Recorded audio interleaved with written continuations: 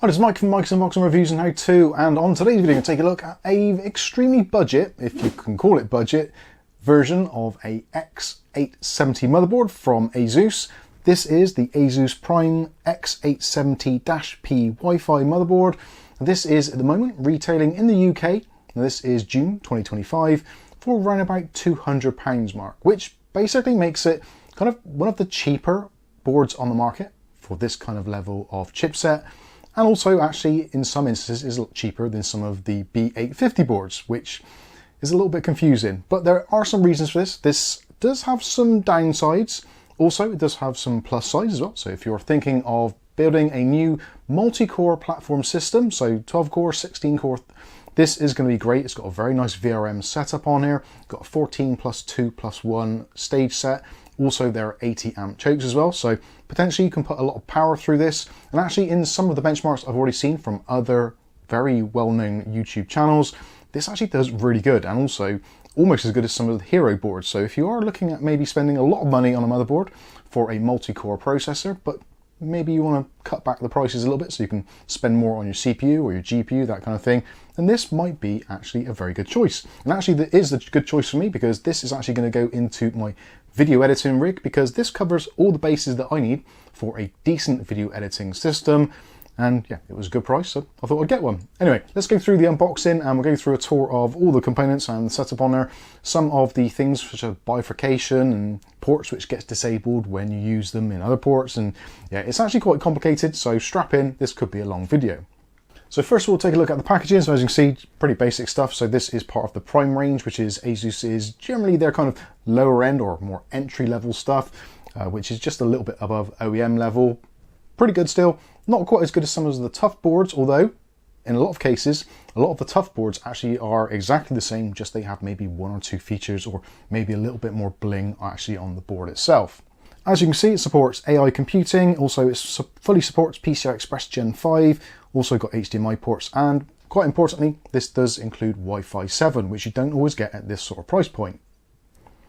On the back of the box goes over some of the key features. So the pre-mounted I/O shield, which again isn't always a given for the Prime range. Also, you've got the ASUS Q antenna, AI cooling, and Wi-Fi 7, as you've already said. And we've got support for all the latest and greatest AM5 sockets from the 9000 range, the 8000 range, and also the 7000 series. So inside the box you get some very basic accessories. So you get some M.2 mounting screws and all that kind of stuff. You also get some standoffs as well. That is nice to have those included. There's also a Wi-Fi 7 antenna, which is adjustable and also magnetic, and comes with the new quick release connections, so you don't have to worry about screwing them onto the back of your board and them coming loose over time. So that's pretty nice. You get a bunch of paperwork, which is yeah, mostly useless, although there is a diagram of the motherboard on one of them, so that's pretty handy. And you get 2 SATA cables, which is actually pretty good because that is the maximum amount you can connect to this board. This board only has 2 SATA ports. So if you are thinking of getting this board and connecting up a load of SATA-based drives, then you probably want to think again. So let's start off with a tour of the board. So as you can see, first of all, in terms of its actual looks, I think it actually looks quite nice. And depending if you want to go for a more stealthy black system, or maybe you're going for a little bit of white on there, having these big, large aluminum, whichever. These massive heat sinks, they can blend in quite nicely. So if you're going for kind of a more white theme, then it's going to be absolutely fine, I think, personally. And I don't think it looks particularly offensive in any way, shape or form. The thing you'll notice as well is actually quite heavy. This is a 8-layer PCB. Also, you've got these big chunky heat sinks, and also you've got a couple more heat sinks over some of the more speedy M.2 ports, and also over the X870 chipset. Now, due to the fact that the board actually has those power phases, so a 14 plus 2 plus 1 setup with 80 amp chokes, means it can actually handle quite a lot of power. And that is also significant because we do have the 2 ports on the top here for EPS. So you've got dual 8-pin ports, and also that has the ASUS proprietary solid pins in there. So hopefully they'll never melt. They shouldn't do. We don't really hear of those melting. It's more PCI Express Gen 5 ports. But anyway, there's 2 of those. You don't have to connect both of them. You can just connect one if you want to. And again, it will support anything up to kind of 16 core plus processors. So if you want to go for the best processor on the market on the AM5 platform, you can stick it in here and it isn't going to be a problem at all. In the middle, obviously, we've got the AM5 socket. Moving across when it comes to fan connectivity, so at the top here, you've got your primary CPU fan connection, you've also got a CPU optional, and underneath that, you've got your AIO. So that's actually nice to have all those in that position. All of the fan connections on here are all 1 amp ports. So yeah, that's absolutely fine for most things. There are 7 of them, and they're all actually quite nicely laid out. So you've got 3 at the top, you've got 4 along the bottom, you've got 1 at the back as well. There's 3 along the bottom, 1 on the back. So yeah, decent amount of ports in there. So if you've got multiple fans, it shouldn't be a problem at all.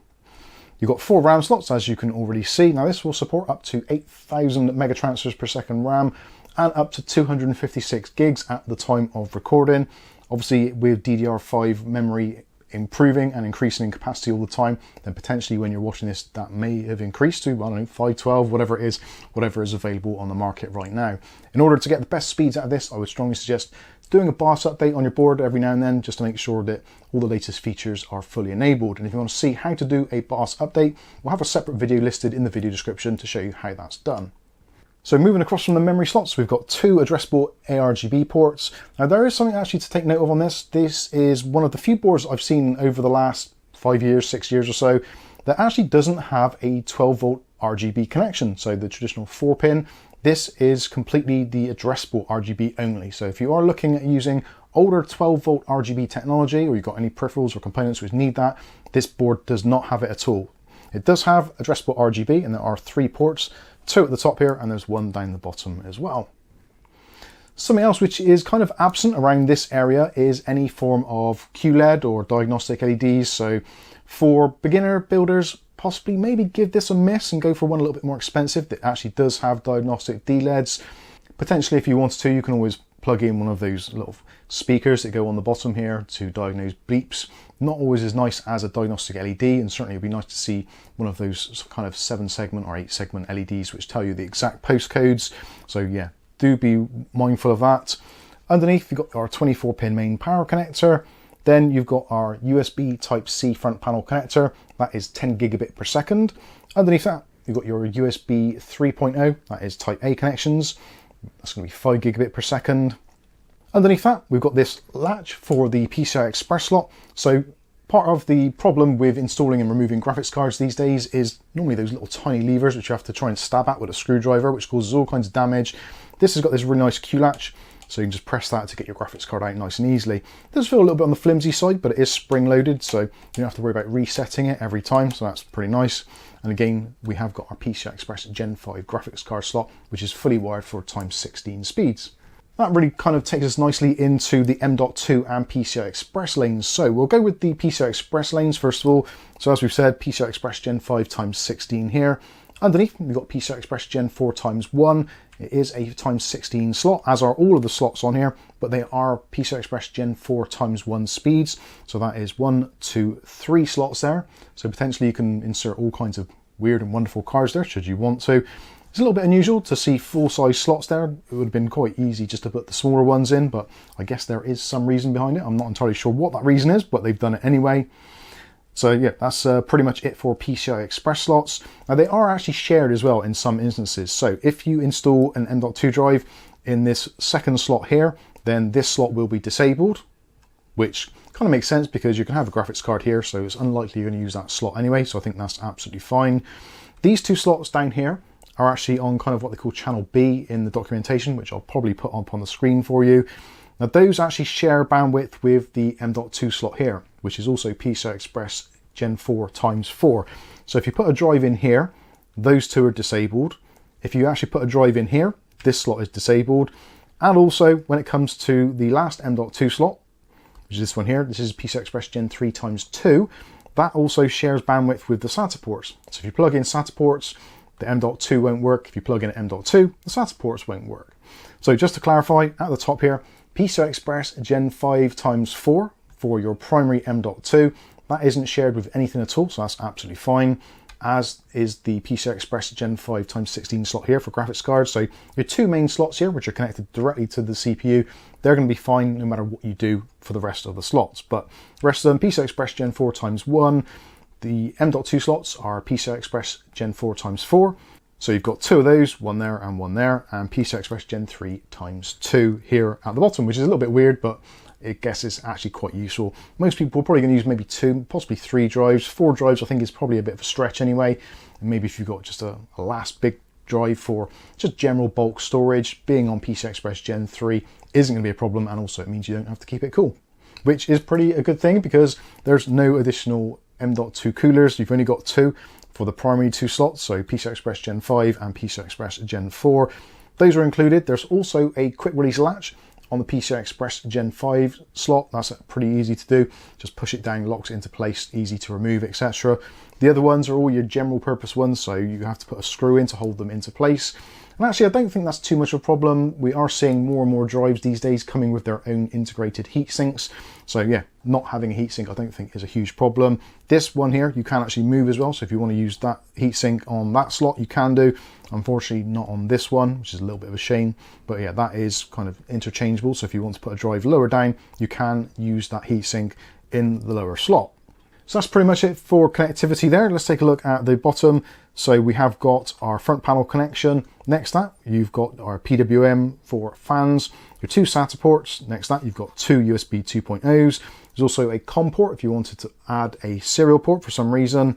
Next to that is your clear RTC, or real-time clock clear, or clear CMOS. Then you've got your last of the addressable RGB ports, 2 PWM ports, 4-pin, and then you have got your front panel audio connector. Audio on this is the Realtek RTL897, which isn't particularly great, but certainly does get the job done. Also, you've got your BIOS battery there, which is in a pretty nice place to be able to remove should you need to. And there is a last PWM port here, which is actually quite useful for if you've maybe got an M.2 heatsink with a built-in fan, you could plug it into there, or some rear-facing fan. Also tucked away just next to the M.2 slot there is a TPM header. If you wanted to plug in some additional TPM header, most people don't. Most people want to stay away from TPM because of the problems it's causing with Windows 11 and the backwards compatibility with older systems with Windows 10. But anyway, we'll digress on that. So yeah, overall, I think it's a pretty decent layout. Let me know what you think in the comments. So next we'll take a look at the rear I/O, and we do have an integrated shield on there, which is actually quite nice to see, especially on a Prime board. Lower end boards generally don't tend to have that integrated, so that is nice to see, and everything is pretty clearly written on there. So you've got your Realtek LAN, so that is Realtek RTL8125, so 2.5 gigabit Ethernet. Underneath that, you've got a pair of USB 2.0 ports, great for keyboard and mouse. Next to that, you've got an HDMI port. Then next to that, you've got 2 USB 4 ports, so type Cs. Those are 40 gigabit per second, both of those, and also support the alternate display port mode. So you can plug in displays into those should you want to or need to, or just for fast transfers, for capture devices, that kind of thing. So that's pretty cool. Next to that, there is a USB 10 gigabit per second. That is in the teal green. In the standard blue there, we've got the USB 3.0, so those are 5 gigabit per second. There are 3 of those in total, which are in between this BIOS flashback button, and also there's a little cutout segment there for the BIOS flashback LED. And to round things off USB-wise, we've got another 2 USB 2 ports, and also the top one is designated as the USB flashback port, although that can be used as a normal USB 2 port whilst in Windows or your operating system of choice. Last of all, we've got our Wi-Fi 7 connections. Those are those quick release ones. I like those a lot rather than the screw-on ones. Much better design. And of course, you'll get your really good fast Wi-Fi 7 speeds. Also backwards compatible with older Wi-Fi technologies, Wi-Fi 6, Wi-Fi 6E, Wi-Fi 5, etc, etc. And last of all, we've got our 3 audio ports. You've got your line in, your line out, and also your microphone port, which have all been nicely color-coded. So there you go, overall a pretty nice featured board. Again, at this kind of price point, there has to be some things which are cut back, and for me personally, I think the things that have been cut back are absolutely fine. I'm not particularly bothered about M.2 drives not being quick release or having fancy heat sinks on there, all that kind of stuff. That for me isn't too much of a problem, and actually a lot of the time recently I tend to use my own heat sinks anyway because the motherboard ones generally just don't quite cut it, although these are actually quite substantial, big blocks of metal. They will get the job done. It's just a shame there wasn't more of them, but again, part of that cost-cutting exercise to get this board with all the features. Essentially, this is a B850 motherboard with USB 4, which for some people is very important. USB 4 also supporting Thunderbolt 4 as well, so depending if you want to use Thunderbolt 4 type devices on here, you potentially could do.